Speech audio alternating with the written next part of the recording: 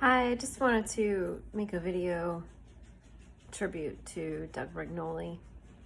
Um, so I started watching him when he was on Rick Drayson, and he was the only one that ever spoke about like squats are not good for your quads, and the injury risk way outweighs the benefit to the muscles you're trying to work, and he had tremendous knowledge and wisdom in the physics realm of all the movements that he recommended, and started following him then. And then more seriously, once COVID came around, I started watching him like by himself, and just, said, I'm just going to do all Doug Brignole moves and just get rid of the other ones. And so I started following him, and then I started messaging him on Messenger, and he would respond. And he, if I had any questions about any of the moves, he would answer them like in, paragraphs. Like he was really passionate about fitness and lifting, and not just passionate, but extremely knowledgeable. The more I watched him on YouTube, the funnier it got, like when people tried to rebuttal him and like challenge his theories, because he's so smart that the rebuttals that he gave back were so like good that it was actually funny. And it's just funny how it shows like a lot of us had a problem, not me, but like maybe at first, because I didn't do all his Brig 20 right off the bat, but a lot of people have problems with his theories because it's the truth, and we don't want to stop doing what we've been doing, even though it doesn't make any sense to do it, because we just get like, he would call it emotional almost about, our fitness and our exercises that we like and stuff. But he gave us the truth, and sometimes truth hurts. And he was unapologetic really about it, and I love that about him. And he had nothing to gain other than knowing that the information he put out there was helping people, and that's it. Like, he wasn't about the money. He wasn't about any of that.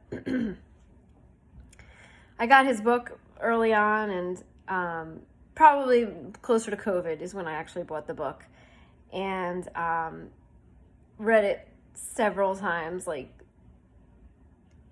certain sections I've read several times, and then he came around into New York for a little seminar done at a private gym, and I went there and I met him and Mo, and it was awesome. I mean, it was a very small group of us, and I learned so much more, also just like him talking about it, him showing the exercises, and just a good guy, who doesn't, he doesn't shortchange anything he did. He just put his whole heart and soul into it and didn't mind how long it took to explain something until you got it. And he never made you feel like it was a stupid question or anything like that. And then at Christmas, my husband bought me a training package from him, and that meant I had to go to California, and I was a little nervous about it, like driving in California, and like I've never been there, and Doug called me to make sure that I knew like the airports that were, the least chaotic, and the hotels to go to. Like, he really looked into it. He said, oh wait, there's one more, I'll get back to you. And he did. He got back to me and told me about that hotel. But not only that, but on that same phone call, we got into the conversation about specific exercises and theories and stuff, and he just was not in a rush, and we were on the phone for a good half hour, and I actually had to go. Like, he wasn't cutting me off, and it was just like there was no dollars, spent on that phone call, but yet he's talking to me. He talked to me like we were doing a YouTube video. Like, he took his time and just loved talking about fitness and his theories, and he was a great listener. And I'm so glad I did go in March. I did actually go on that trip that my husband sent me on for Christmas, and I got to spend 4,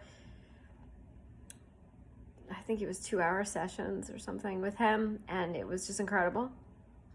Incredible. There's actually a moment where he's so into it. Like, he's actually thinking of different things to create. Like, he was an inventor too. Like, he wanted to make this board so you can do the leg extension from a lying position, and he was showing me what he was thinking up, and I just felt like I was in the presence of just greatness. And I was in the presence of greatness. And at one point I was giggling because he wanted to show me a neck exercise, and he got out this helmet with like weights on the back of it. And it was so funny because when he was wearing the helmet, I felt like he was Doc and I was Marty from Back to the Future. Because he was just so brilliant and so excited about showing the world these exercises, the proper exercise to do for each muscle group. That's what he is going to always be known for. And I do tell everybody that asks me about exercise, I say, Doug Brignole, look no further. Doug Brignole when it comes to exercise selection. And he was also very brilliant with reps and sets, and that's where Mo came in, and they developed programs which I hope, Mo, that you carry the torch from here, because I think he instilled into you the knowledge and the path he wanted to go, and Mo, you saw greatness in him, and that's why you went on board with him. And I'm so glad you did. I'm so glad you did, Mo. And if I could help you in any way, spread the word about Doug Brignole, please let me know. Just a good guy. I haven't met one person that had anything bad to say about him, and I watch a lot of YouTube videos, like a lot. And then I met him in person, so good man. He's going to be greatly, greatly missed. I feel like I lost a friend, in all honesty.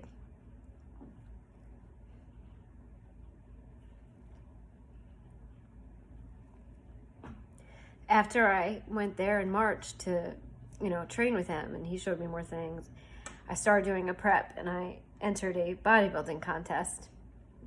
And I did good, and I sent him my pictures, and he said I kicked ass, and he only hopes to look as good as me when he competes in July. And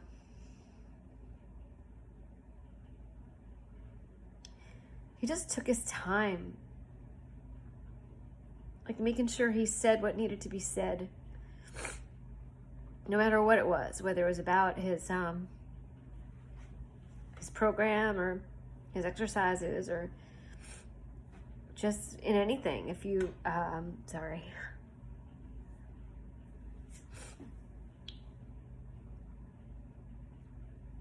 he was a good man. And Mo, carry the torch, because the world still needs to hear. And I hope his legacy lives on, and I know it will.